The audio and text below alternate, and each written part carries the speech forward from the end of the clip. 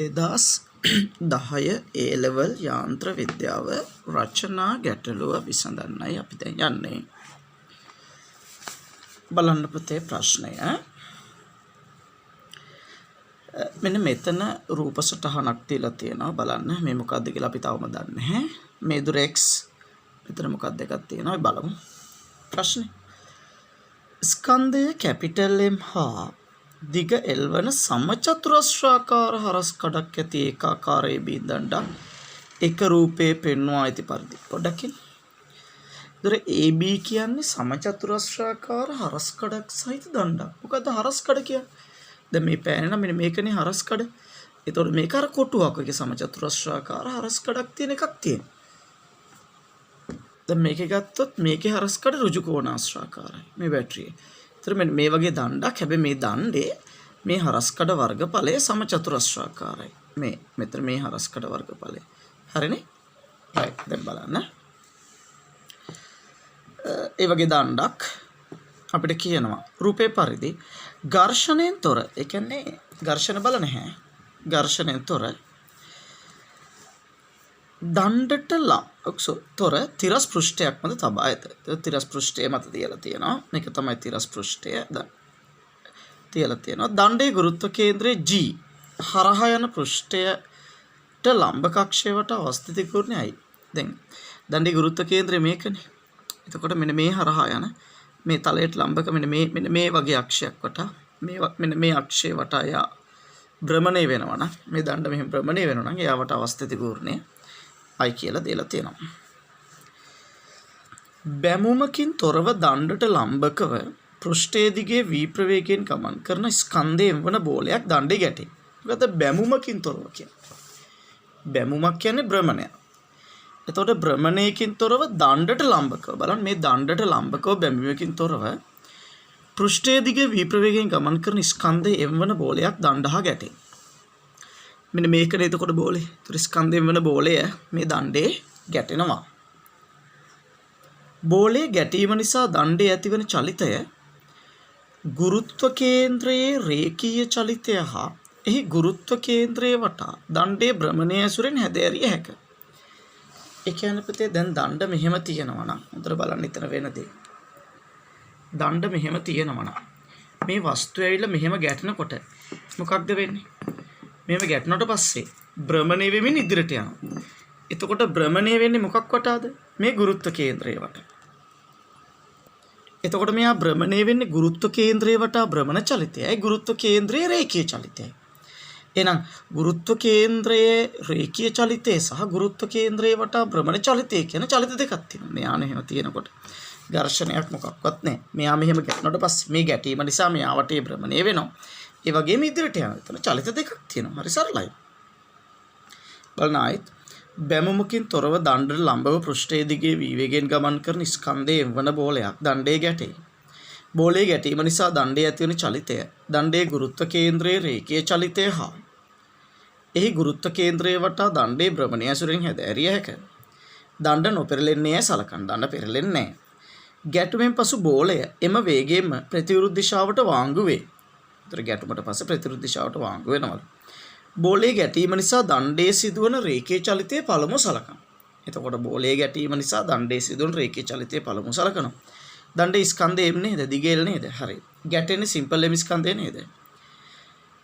1A ගැටුමට පෙර බෝලේ රේඛීය ගම්මිතාව සඳහා ප්‍රකාශන ලියා දක්වන්න. දැන් පුතේ මම මේක චුට්ටක් සරලව ගන්නම්. රේඛීය චලිතය.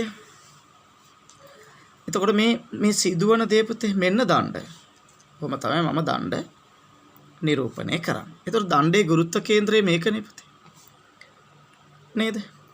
එතකොට පුතේ මේ ගැටුමට පෙර අවස්ථාව මේ ස්කන්ධයේ සිම්පල් M වෙච්ච වස්තුව අංශුව ගැටෙනෝ v ප්‍රවේගයෙන්.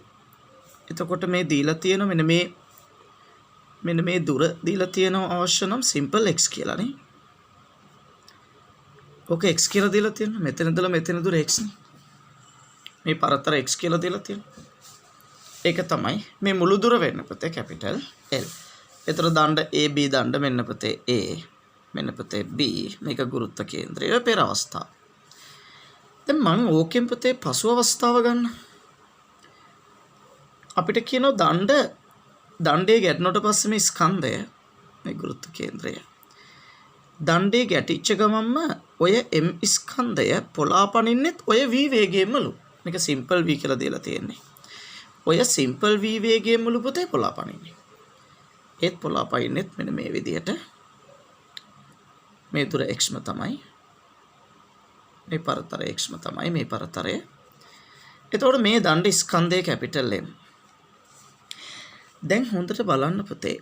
මේක ගැටුණට පස්සේ මෙයාට මේ දිශාවට ලැබෙන ඕනේ කිසියම් වේගයක්. මේ කැපිටල් V කියලා ගන්න. ඇයි? මෙයාගේ දැන් මෙයා ආරම්භයේදී මේ පැත්තට ප්‍රවේගයේ බිඳුවයිනේ.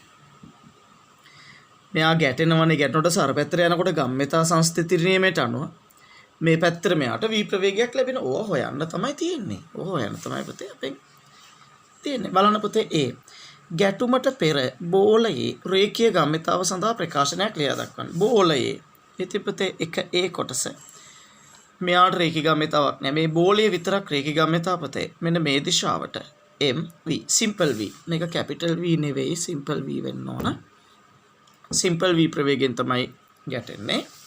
MV මේ ඊතලේ දාන්න ඕනේ. ඔය MV කියලා අපිට ගන්න පුළුවන්. හරිනේ? B කොටස කියනවා දණ්ඩේ රේඛීය චලිතයේ පමණක් සලකා. රේඛීය චලිතයේ පමණක් සලකා. ගැටුමෙන් පසු දණ්ඩේ ප්‍රවේගයේ v සඳහා ප්‍රකාශන ලබා ගන්න. ඉතින් පුතේ ගැටුමට පස්සේ දණ්ඩේ ප්‍රවේගයේ v කොහොමද ගන්න? මෙන්න මේ පද්ධතියට රේඛීය ගම්මිතා සංස්ථිතිය දානවා. එහෙනම් අපිට දාන්න පුළුවන් පද්ධතියටම මේ දිශාවට දාමු. රේඛීය ගම්මිතා සංස්ථිති නියමය. එතකොට පුතේ මෙයාගේ විතරක් රේඛීය ගම්මිතාව මේ පැත්තට MV නේ කැපිටල් MV. ඒ දණ්ඩ මේ පැත්තට යනවා. මෙයාගේ විතරක් මේ පැත්තට රේඛීය ගම්මිතාව කවුද? සිම්පල් M වාරයක් V. ඒක ඍණ. ඒ ඍණ වේ. Simple M simple V. ඒ පුතේ අපි දාන්නේ මේ පැත්තට නම්. අපි සලකන්නේ මේ පැත්තට නම්. මේ පැත්තට තියෙන ගම්මිතාව ධනයි. මේ පැත්තට තියෙන ගම්මිතාව ඍණයි. එහෙනම් මේ ස්කන්ධයේ මේ පැත්තට තියෙන ගම්මිතාව ධනයි. මේ ස්කන්ධයේ මේ පැත්තට තියෙන ගම්මිතාව ඍණයි. ඒක තමයි අවසාන ගම්මිතාව. ඒක සමානයි පද්ධතිය ආරම්භක ගම්මිතාව. මේ කැපිටල් M ස්කන්ධයේ ආරම්භයේදී ප්‍රවේගය බිඳුවයි. මෙයාගේ ආරම්භයේදී මේ පැත්තට ප්‍රවේගය බිඳුව නිසා මෙයාගේ මේ පැත්තට ගම්මිතාව බිඳුවයි. ඒතර මෙයාගෙන් තියෙන මේ පැත්තට ගම්මිතාවක් MV සිම්පල් MV. ඒතර කැපිටල් MV සමාන වෙනවා මෙයා මේ පැත්තට ගේන්න 2යි සිම්පල් MV. එන v සමානයි 2යි mv බෙදීම කැපිටල් M. ඔන්න පුතේ ගැටුමට පස්සේ රේඛීය ප්‍රවේගය සඳහා වන ප්‍රකාශනය. රයිට්. ටික ලොකුවට සහ පිළිවෙලට වීඩියෝ එක නවත්තලා මේ රූපය අඳග. මේක ලියාගන්න. AB කොටස් දෙකට පිළිතුරු. දැන් බලන්න දෙවෙනි කොටස. දණ්ඩේ ගුරුත්ව කේන්ද්‍රයේ වටහි භ්‍රමණ චලිතය සලකන්න. ඊට පස්සේ කියන්නේ දණ්ඩේ ගුරුත්ව කේන්ද්‍රයේ වටා යාගේ භ්‍රමණ චලිතය සලකන්න කියලා. හරි. දැන් අපි බලමු. ඊළඟට අපිට තියෙන මේ ගුරුත්ව කේන්ද්‍රයේ වටා භ්‍රමණ චලිතයනේ. හරි. ඔයා දන්නවද පුතේ වස්තුවක රේඛීය ගම්මිතාව කියන්නේ මොකක්ද කියලා? මම දෙවෙනි කොටස කියලා දෙන්න කලින් මම වැදගත් දෙයක් කියලා දෙන්නම් ඔයාලට.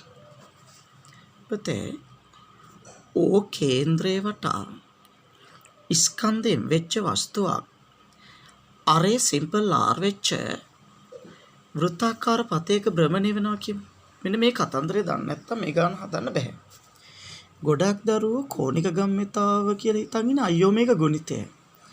කෝණික ගම්මිතාව අර්ථ දක්වන්නේ පුතේ අයෝමේගා ගුණිතය කියලා නෙවෙයි. කෝණික ගම්මිතාවේ අර්ථ දැක්වීම හරි ලස්සනයි. පුතේ මෙයාට තියෙන රේඛීය ගම්මිතාවක් නෙමෙයි පැත්තට. මේ රේඛීය ගම්මිතාවෙන් මෙයා වටා තියෙන ගූර්ණය තමයි මෙයා මෙහෙම චලිත වෙනකොට මෙයාගෙන් මෙයා වටා කෝණික ගම්මිතාව කියන්නේ. එහෙනම් කෝණික ගම්මිතාව කියලා කියන්නේ පුතේ රේඛීය ගම්මිතාවේ ගූර්ණයට. මතක තියාගන්න. දැන් මේ v කියන්නේ ස්පර්ශීය වේගයනේ. m කියන්නේ ස්කන්ධයනේ. හැම මොහොතම ස්පර්ශීය දිශාව ඔස්සේ රේඛීය ගම්මිතාව mv නේ. ඔය mv රේඛීය ගම්මිතාව මේ ලම්බ දුර r ගෙන් ගුණ කරාම අපිට ලැබෙනවා මේ රේඛීය ගම්මිතාව mv ලම්බ දුරෙන් ගුණ කරාම ලැබෙන්නේ රේඛීය ගම්මිතාවේ ගූර්ණය. ඔය රේඛීය ගම්මිතාවේ ගූර්ණය තමයි කෝණික ගම්මිතාව කියලා කියන්නේ. එහෙනම් කෝණික ගම්මිතාවෙන් රේඛීය ගම්මිතාවේ ගූර්ණේ MV වැඩි කිරීම මේක අවශ්‍ය නම් අපි ලියාගමු පුතේ.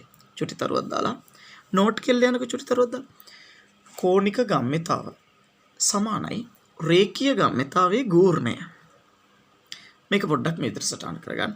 විතර පුතේ v සමානයි r ඔමේගා දැම්මොත් මෙයා භ්‍රමණය වෙන්නේ ඔමේගා කෝණික ප්‍රවේගයෙන්. v සමානයි r ඔමේගා දැම්මොත් l සමානයි m v වෙනුවට r ඔමේගා වාරයක් r. එතකොට l සමානයි m r r ගේ වැඩි කරාම m r වර්ග ඔමේගානේ. ඉතින් m ස්කන්ධයක් O වටා වෘත්තාකාර පතයක භ්‍රමණය වෙනවා නම් m r වර්ග කියන අවස්ථිත ගුණ. l සමානයි i ඔමේගා. l සමානයි i ඔමේගා වෙන්නේ එහෙමයි. එහෙනම් රේඛීය ගම්මිතාවයක ගූර්ණයේ විදිහට තමයි කෝණික ගම්මිතාව අර්ථ දක්වන්නේ. ඉතින් කෝණික ගම්මිතාව වෙන්නේ mv වාරයක් r ලම්බ දුර. රේඛීය ගම්මිතාව වැඩි කිරීම ලම්බ දුර. එකෙන් තමයි i ඔමේගා වෙන්නේ. මේක සටහන් කරගන්න ඕනේ. හරිනේ? හරි. දැන් අපි මෙතන රේඛීය ගම්මිතාව සැලකුවානේ. රේඛීය චලිතය සැලකුවානේ. අපි දැන් කෝණික චලිතය සැලකනවා. අපිට කියනවා දෙවෙනි කොටස කියන්නේ දණ්ඩේ ගුරුත්ව කේන්ද්‍රයේ වටයි භ්‍රමණ චලිතය සලකන්න. මම වෙනම රූපයක් අඳින්නම්. අර රූපේම ගන්නෙ නැතුව වෙනම රූපයක් අඳින්නම්. මොකද එතකොට පහසුයි අපිට තේරුම් ගන්න. හරි. මම දැන් වෙනම රූපයක් ඇඳි මේක පැහැදිලි. ඒතර රේඛීය චලිතය මම සැලකුවේ නැහැ මෙතන. දෙවෙනි කොටස කියන්නේ භ්‍රමණ චලිතය පමණක් සලකන්න කියලා. බලන්න පුතේ මෙතන වෙනදී. මේක පෙර අවස්ථාව මේක පසු අවස්ථාව. දැන් මෙයා මේ ගැටෙන මොහොත තියෙන්නේ. m ස්කන්ධයේ v ප්‍රවේගයෙන් මෙයා සම ගැටෙනකොට පුතේ මේ ගුරුත්ව කේන්ද්‍රයේ වටා මෙයාගෙන් කෝණික ගම්මිතාවක් තියෙනවා. මොකද කෝණික ගම්මිතාව?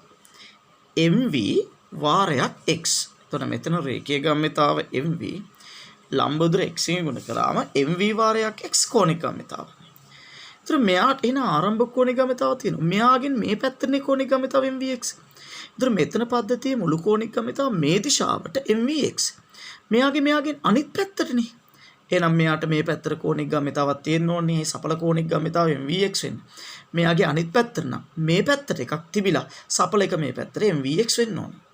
එහෙනම් මේ දණ්ඩට මේ පැත්තට භ්‍රමණ චලිතයක් ලැබෙනවා. මේ O වටා g වටා අවස්ථිත ගූර්ණය තමයි පුතේ i කියලා තියෙන්නේ. එහෙනම් දණ්ඩ මෙන්න මේ විදියට ගුරුත්ව කේන්ද්‍රය වටා ඔමේගා කෝණික ප්‍රවේගයෙන් භ්‍රමණය වෙන්න පටන් ගන්නවා. ඉතින් මෙයාගේ ආරම්භක මෙන්න මේ දිශාවට දක්ෂිනාවර්ත වාමාවර්ත කියලා කෝණික ගම්මිතාවේ දිශාව ගන්න නැහැ. කෝණික ගම්මිතාවට විද්‍යාත්මක දිශාවක් ගන්නවා. නමුත් මම මෙතන පහසුව සඳහා ගත්තේ මේ දක්ෂිනාවර්ත දිශාවට කෝණික ගම්මිතාව මුළු කෝණික ගම්මිතාව පද්ධතියේම දක්ෂිනාවර්ත දිශාවට මුළු කෝණික ගම්මිතාවට සමාන වෙන්න මෙයා මේ පැත්තට ඔමේගා කෝණික ප්‍රවේගයෙන් භ්‍රමණය වෙනවා. ඒ කියන්නේ බලන්න පුතේ A බෝලය දණ්ඩේ ගුරුත්ව කේන්ද්‍රයේ සිට x දුරකින් ගැටෙනවා. එතකොට දණ්ඩේ ගුරුත්ව කේන්ද්‍රයේ ඉඳලා x දුරකින් ගැටෙනවා නම් ගැටුමට පෙර දණ්ඩේ ගුරුත්ව කේන්ද්‍රයේ වටා බෝලයේ කෝණික ගම්මිතාව සඳහා ප්‍රකාශ. එහෙනම් පුතේ මෙතන ගැටුමට පෙර දණ්ඩේ මේ ගුරුත්ව කේන්ද්‍රයේ වටා බෝලයේ කෝණික ගම්මිතාව කියන්නේ රේඛීය ගම්මිතාවේ ගූර්ණය mvx.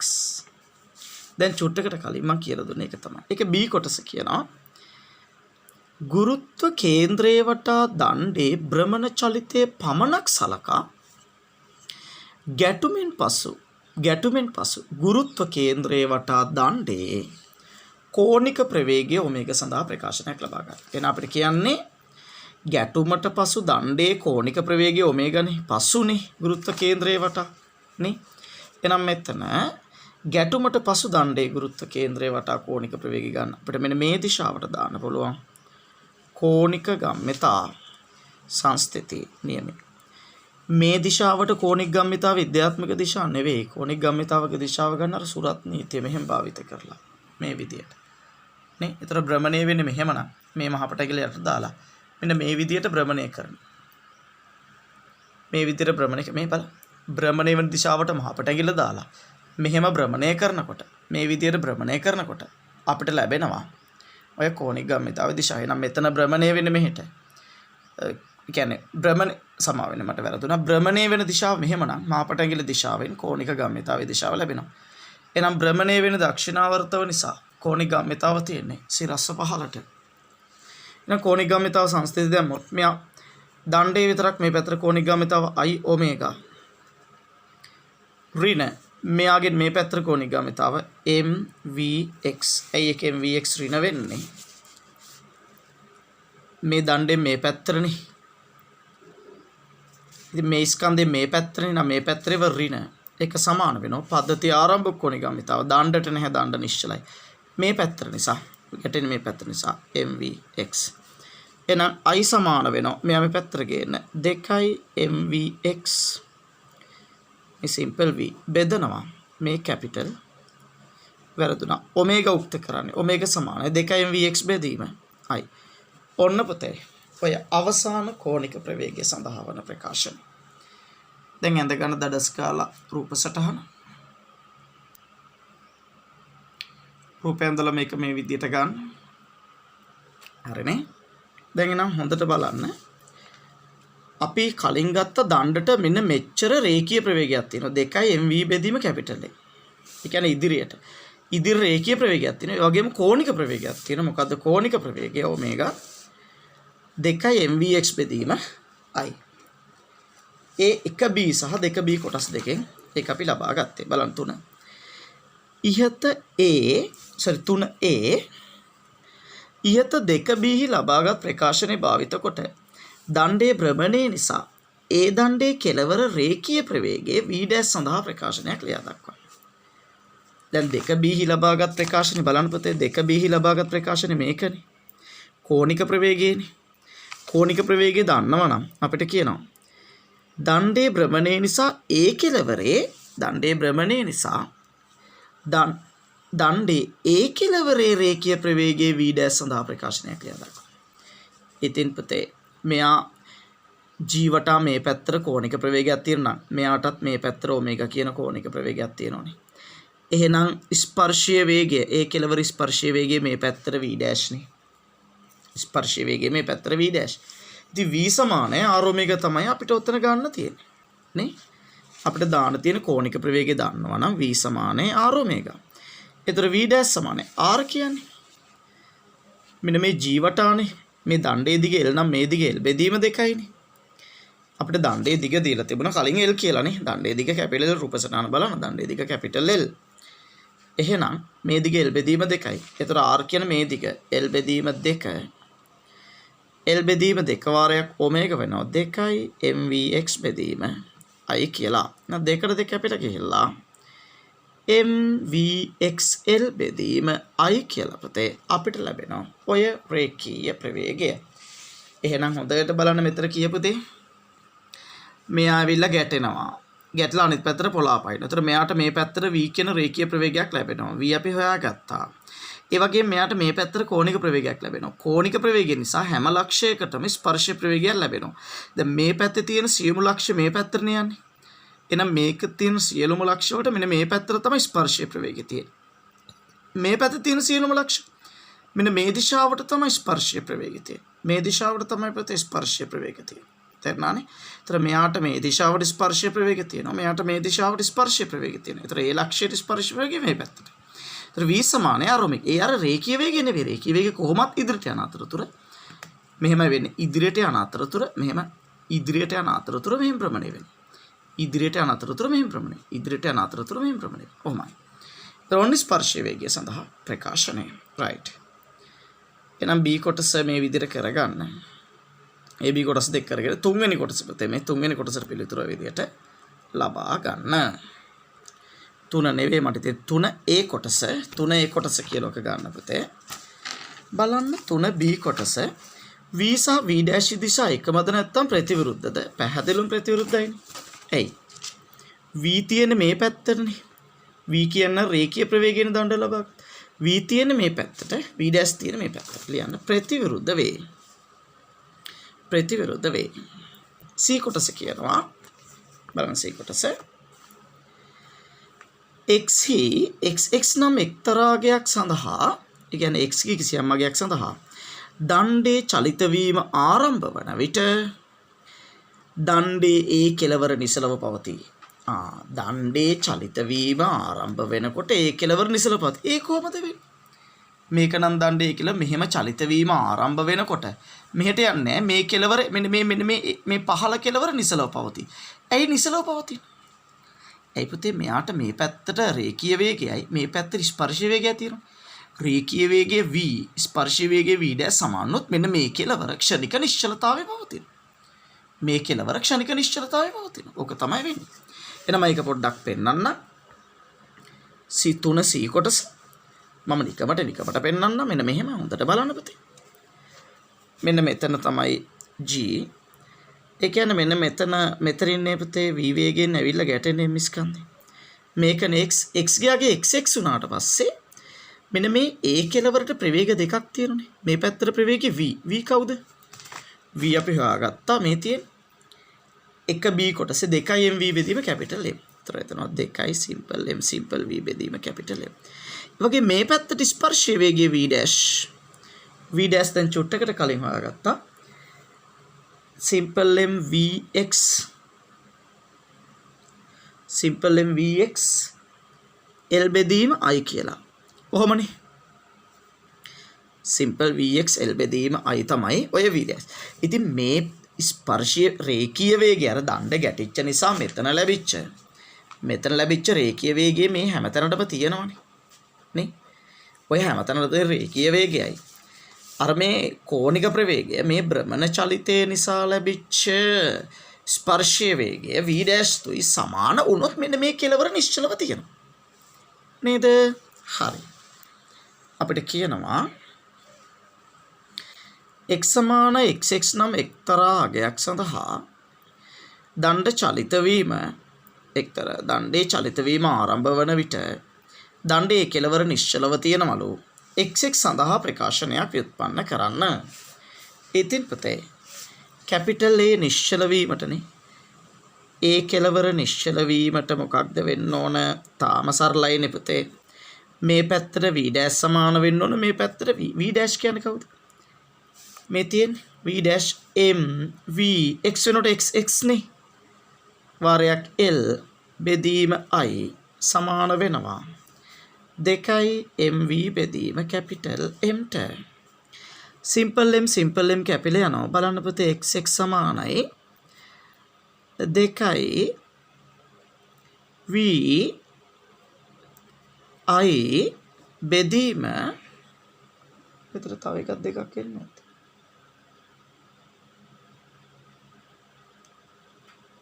නෑනේ හරි. 2 vi බෙදීම මේකත් සිම්පල් v නේ. මේ සිම්පල් v සිම්පල් v කැපිල යනවා. මේ සිම්පල් v mv කැපිල යනවා. විතර නෝ 2 i බෙදීම ml ට ඔන්න එනවා. xx එන්නේ 2 i බෙදීම ml ට. අරනේ දෙපැත්ත සමාන කරලා තියෙන මේ සිම්පල් v mm කැපිල කියලා 2 i බෙදීම ml ට සමාන වෙනවා. හරි. එහෙනම් ඇඳ ගන්න මේ රූපේ ඇඳලා පැහැදිලිව ඇඳ ගන්න පුතේ වීඩියෝ එක නවත්තලා. මම මේ හොඳ විවරණයක් එකයි දෙන්නේ මෙතර වෙන දේ. මේක මේ විදියට මෙහෙම සටහන් කරගන්න. හරි. දැන් බලන්න පුතේ 4 වෙනි කොටස. දණ්ඩේ ගුරුත්ව කේන්ද්‍රය වට අවස්ථිත කූර්ණේ 12 ml වර්ගයලු. L ගියාගේ 0.6යිලු. 3c ලබාගත් xx සඳහා අගය නිර්ණය කරන්න. 3c කියන්නේ මේකනේ. 3c කොටස කියන්නේ මේක. ඉතින් xx සමානයි 2 බෙදීම ml දීලා අවස්ථිත කූර්ණය දීලා අවස්ථිත කූර්ණය 12 ml වර්ග. අවස්ථිත කූර්ණය වෙන්නේ 12 ml වර්ග. ඒතර xx සමාන වෙනවා xs පුතේ xs මේක xs මේක හරිනේ xs කියන එක ස්ටේෂනරි කියන එක. ඒතර mm එනවා 2 බෙදීම 12 කියන්නේ 6න් එකයි. l වර්ග l වැඩි කරාම l විතරයි. මේක ඔන්න අසුළු කරමු. 6න් එක වාරයක් එක l එකට එක l කැපෙන mm කැපෙනවා. l බෙදීම 6යි එන්නේ. l බෙදීම 6යි. එන xx සමානයි l කොච්චරද අපිට දීලා තියෙන්නේ? l සමානයි 0.6 මීටර. 0.6 බෙදීම 6යි කියලා කියන්නේ xs පුතේ xs එන්නේ 0.6 බෙදීම 6 කියන්නේ 0.1 මීටර. ඒ කියන්නේ සෙන්ටිමීටර 10යි. එහෙනම් සෙන්ටිමීටර මෙතන ඉඳලා සෙන්ටිමීටර 10ක් දුරින් වැදුනොත් නේ මෙතන ඉඳලා සෙන්ටිමීටර 10ක් දුරින් මේක වැදුනොත් මේ ලක්ෂ්‍යය නිශ්චලව තියෙනවා. හරි. ඔක හදාගන්න. ඔක පුතේ හදා ගන්න හරිම සරලයි. හරිම සරලයි. බාපතේ පස්වෙනි කොටස. ටෙනිස් පිත්තක් එහි මිටෙන් අල්ලාගෙන සිටින ක්‍රීඩකයෙකු සලකා බලන්න. මෙන්න මිටෙන් අල්ලගෙන ඉන්නවා. හරිනේ. 2 රුපියල් බලන්න. හරි 2 රුපියල්. බැලුවානේ අපි කොහොමද? පිත්තේ ගුරුත්ව කේන්ද්‍රයේ සිට xx දුරකින් පිට විශේෂ ලක්ෂයේ බෝලයේ වැදුණු විට ක්‍රීඩකයාගේ අත්ල මත බලයක් ජනිත නොවන අතර එමගින් අත්ල මත දැනෙන වේදනාව අවම වේ. ඒ කියන්නේ ඔක පහනේ. හිතන්න පුතේ මෙන්න මේක ටෙනිස් පිත්ත කියලා. මෙන්න මේ කෙලවරින්නේ අපි අල්ලගෙන ඉන්නේ අතින් අල්ලගෙන ඉන්නේ. මේකනේ ගුරුත්ව කේන්ද්‍රය. ඔය ස්කන්ධයේ සිම්පල් එම් වෙච්ච බෝලය ඔය අර XS කියන විශේෂ දුරින් වැදුනට පස්සේ මොකද්ද වෙන්නේ? අර මේ රේඛීය ගැටීම නිසා මෙයාට රේඛීය වේගයක් ලැබෙනවා. පොළා පැනීමෙන් ලැබෙන කෝණික ප්‍රවේගය නිසා මේ පැත්තට v' වේගයක් ලැබෙනවා. v නම් කවුද? v වෙනස් වෙන්නේ නැහැ. v අපිට ආවේ v සඳහා වූ ප්‍රකාශනය අමෙතෙන් 2mv බෙදීම කැපිටල් M. 2mv බෙදීම කැපිටල් M නේ. v' සඳහා ප්‍රකාශනය මොකක්ද? මෙතනක් තියෙනවා. mvxl. tak mvl x බෙදීම i. දැන් දෙක නියතයි සිම්පල් M කැපිටල් මේක නියතයි. එහෙනම් v නියතයි. m නියතයි v නියතයි l නියතයි i නියතයි. හැබැයි x වෙනස් වෙනෝනේ. v' රඳා පවතින x මත. දැන් මෙතන අතට බලයක් ජනිත නොවි අතට වේදනාවක් නැති වෙන්නම් මෙයයි සමාන වෙන්න ඕනේ. ඒක කිසියම් xx අගයක් සඳහා ඒකෙන් වෙනවා. නිකමට හරි x ගේ වැඩි වුණොත් මොකද්ද වෙන්නේ? මෙයා වැඩි වෙනෝනේ. දැන් මෙන්න මෙතන තියෙන x අගයේදී මෙයයි සමානයි. නිකමටවත් මේ x අගය වැඩි වුණොත් මොකද්ද වෙන්නේ? x අගය වැඩි වුණොත් v' වැඩි වෙනවා. v' වැඩි වුණොත් මොකද්ද වෙන්නේ? මේ පැත්තට වේගයට වඩා මේ පැත්තට වේගය වැඩි. මේ වේගයට වඩා මේකේ වේගය වැඩි නම් මෙයා එන්න යන්නේ මේ පැත්තට නේද? දණ්ඩ පුතේ මේ පැත්තට එන්න හදනවා අතට වේදනාවක් දැනෙනවා. මේ x ගේ අඩු නම් මොකද්ද වෙන්නේ මේ අගයට වඩා? දැන් xs අගයේදී මෙයයි සමානයි. x අඩු වුණොත් මෙයා අඩු වෙනවා පුතේ. එතකොට මෙයාට වඩා මෙයා අඩු වෙනවා. මෙයාට වඩා මෙයා අඩුයි කියන්නේ මෙයාට වඩා මෙයා වැඩි පුතේ. මේ ප්‍රවේගයට වඩා මේ ප්‍රවේගය වැඩි කියන්නේ මෙයා මේ පැත්තට යන්න හදනවා. මේ පැත්තට යන්න හදනකොට අත මත මේ පැත්තට බලයක් ඇදෙනවා. මේ පැත්තට යන්න හදුවොත් අත මත මේ පැත්තට බලයක් ඇදෙනවා. මේ පැත්තට යන්න හදුවොත් අත මත මේ පැත්තට බලයක් ඇදෙනවා. එතකොට අතට වේදනාවක් දැනෙනවා. ඕකනේ වෙන්නේ. හරි දැන් බලන්න. අපිට ඒක තමයි කියතියි. ටෙනිස් පිත්තක් එහි මිටෙන් අල්ලාගෙන සිටින ක්‍රීඩකයෙකු සලකා බලන්න. පිත්තේ ගුරුත්ව කේන්ද්‍රයේ සිට xx දුරකින් පිට විශේෂ ලක්ෂයේ බෝලයේ වැදුණු විට ක්‍රීඩකයාගේ අත්ල මත බලයක් ජනිත නොවන අතර වෙන්නේ නැතිලෝ. එමගින් අත්ල මත දැනෙන වේදනාව අවම වෙනවලු. පුතේ අවම වෙනවලු. x විශාල වෙනකොට මෙයාගේට වඩා x කුඩා වෙනකොට මෙයාගේ වෙනකොට ක්‍රීඩකයාගේ අත්ල මත දැනෙන බලයේ දිශාව ඊතලයක් ඇඳීමකින් ඔබේ පිළිතුරු පත්‍රයේ සලකුණු කරන්න. ඒ අවස්ථාව මොකක්ද? x විශාලයි xs විට නේද? හොඳට බලන්න. මේ xx වෙනකොට මෙයයි සමාන වෙනවනේ. x ගේ වැඩි වුණොත් මොකද්ද වෙන්නේ? x ගේ වැඩි වුණොත් v' වැඩි වෙනවා. v ට වඩා v' වැඩි වෙනවා. එහෙනම් v' විශාලයි v නිසා අපෙන් අහන්නේ අත්ල මත දැනෙන බලය. අත මත බලය කොහාටද? මෙයාට වඩා මේ ප්‍රවේගයට වඩා මේ ප්‍රවේගය වැඩි නම් මෙහෙට යන්න එනකොට අත මත මෙන්න මේ පැත්තට බලයක් ඇති වෙනවා. තේරුණාද? හරි. okay bx කුඩයි xs විට මොකක්ද වෙන්නේ? මෙයා කුඩා වෙනකොට v ට වඩා v' අඩුයිනේ. ඒතර v' අඩුයි v ට වඩා. ඒ කියන්නේ මෙයාට වඩා මෙයා වැඩි කියන්නේ මේ පැත්තට යනවා. මේ පැත්තට යන්න හදනකොට මේ පැත්තට අතින් මේ දණ්ඩෙන් අතර මේ පැත්තට ගහනවා වගේ. එහෙනම් අත මත මෙතන නිසා අත මත බලය මෙන්න මේ දිශාවට. මං හිතනවා හොඳටම තේරෙන්නේ නැති කියලා. බලන්න පුතේ. ඔය යාන්ත්‍ර විද්‍යාව ප්‍රශ්නය තුළ තියෙන ඉතාම සරල මොන්ටිසෝරි සංකල්පයන්. එහෙනම් අපි ප්‍රශ්නේ කොටස් වලට කඩලා සරල කරගත්තට පස්සේ අපි හිතාගන්නත් බැරි තරමට ප්‍රශ්නය සරල බවට පත් වෙනවා. අපි චූටි විවරණයක් මේකට ලියමු. තරුවක් දාලා විවරණ ලියමු පුතේ මේ පැත්තට. මෙන්න මේක සටහන් කරගන්න වීඩියෝ එක නවත්තලා මම මේ විවරණයක් දෙන්න යනවා. ලියන්න. ලියන්න පුතේ. x සමානයි xs විට x සමානයි xx විට v සමානයි v dash v අතමත බලයක් නොයේදී. x විශාලයි xx විට මේක විට මෙම ලියන්න. v dash විශාලයි v නිසා අතමත බලය මේ පැත්තට. ඊට පස්සේ මේකත් ලියා ගන්න. එතකොට ඇති මේ පිළිතුරු ලෙස බලාපොරොත්තු වෙන්නේ මේ පැත්තටයි තලයක් තියෙනවා කියන එක පමණයි. හරිනේ? හරි. එහෙනම් පුතේ බලන්න ඉතින් හැමදේම ඊටාම සරලයි. අපි හිතනවට වඩා හැමදේම පුදුම තරම් සරල වෙනවා. ප්‍රශ්නය කොටස් වලට කඩලා සරල කරපු ගමන් ලේසි වෙනවා. බලන්න අපි රූප සටහන් කීපයක් හැන්දකින් ඇත්තරම මේ ප්‍රශ්නේ සරල වීම.